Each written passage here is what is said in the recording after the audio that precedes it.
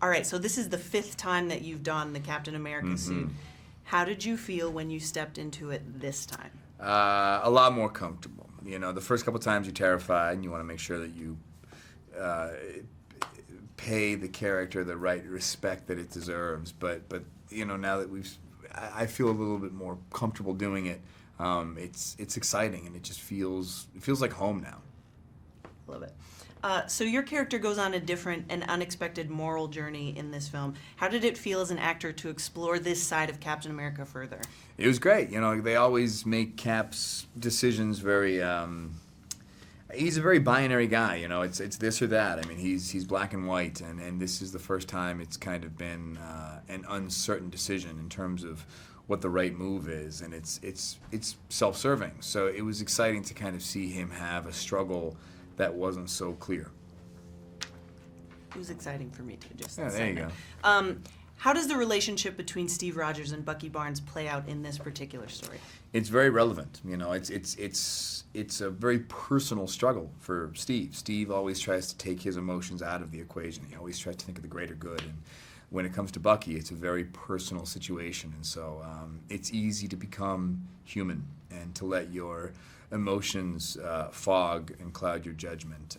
And Bucky represents something from his past that no one else can match. I don't care how strong his bonds are with his current family. Bucky is his original family, and that can take precedence.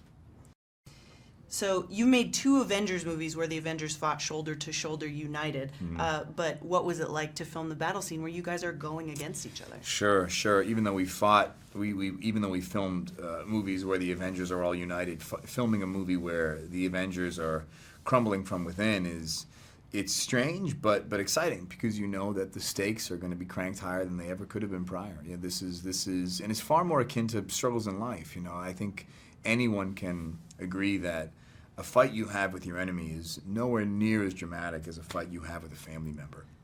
You know, when it's someone you simultaneously hate and love, I mean, it just makes it that much more complex. Who is on Team Cap and who isn't that you wish was? Sure. On Team Cap, we have me, we have Falcon, we have Scarlet Witch, we have Ant-Man, we have, I was going to say Sebastian, we have the Winter Soldier, we have Hawkeye. Who do I wish were on Team Cap? You know, Hulk would be nice. He would really just clean up and just take care of this whole mess. That would be pretty dope. Yeah. So was there any friendly rivalry between Team Cap and Team Iron Man off screen? Sure. I don't think so. Again, we're all so close and we've all done multiple movies together now. I mean, it's funny to even come to set and remember, oh yeah, we're not on the same, I fight you. Do I fight you tomorrow? You know, it's a strange thing because, again, we're all so used to making these movies together as a unit and doing press as a unit. It's strange to come to work and remember, oh yeah, we're on opposing sides tomorrow, aren't we? You know, so no, it didn't feel too much like the rivalry carried off set. And also for my own edification, like, you guys slam on each other so much. Yeah. Were there any stunt mishaps this time?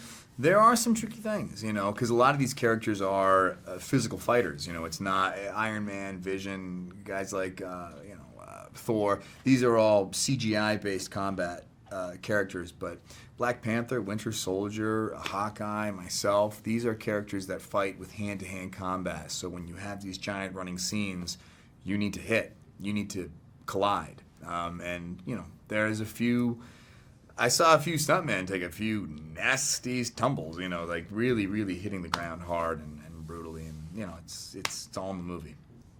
Did you learn any new techniques for this film specifically? Any new techniques for this film? No, you know, Winter Soldier is where I really tried to kind of broaden my palette in terms of skill set, you know, with regards to parkour and gymnastics and, you know, jumping and flipping. But a lot of that stuff stuck, so it was pretty easy to kind of pick it back up on this one. You took it a lot easier on doors in this film. And I was really happy for every door in this film. That's nice. Hey, just turn the knob, dude. Take it easy. So can you talk about working with Joe and Anthony Russo on Sure. this film specifically? Yeah, they're great. I mean, the biggest thing, in my opinion, for an actor on set is trusting your director. As an actor, the worst thing you can do is play it safe. The worst thing you can do is go to set and think, this is my instinct, and I'm only going to stick to my instinct. And you know, if we have 3 or 4 takes, I'm only going to use these takes to get on film what I think the character needs. The best stuff comes from those risks and those chances and the stuff when you kind of put yourself out there. And you don't tend to do that when you don't trust your director. And I shouldn't make it a negative. When you trust your director, that's when you go for it. That's when you really take chances. And the best thing about Anthony and Joe is that I trust them so completely, so fully, that I'm willing to just say, listen, can we do one more? I'm just going to try something. And if you don't like it, you don't like it. I don't have to worry that you're going to use it incorrectly. Nice. Ooh, if you could sum up this movie in one word, what would it be and why? I would say legendary, but I think I'm a little biased. And then, what can fans expect when they go to see this movie? You're going to have the experience of a comic book movie, but it's not going to feel like a comic book movie. The Russos do a really good job of taking movies where people fly and shoot lightning and, you know, do very heightened things, but it feels grounded. It feels relatable. It feels like a normal human story, a human struggle with a little streak of comic book in it. It doesn't feel so completely overwhelmingly comic booky that it's no longer identifiable. Did you know that in The Revenant, Leonardo DiCaprio, a convinced vegetarian, was so in character he ate real raw meat in a scene depicting Glass surviving off a wild bison's liver? Yeah. Click here for more videos. See you soon. Bye.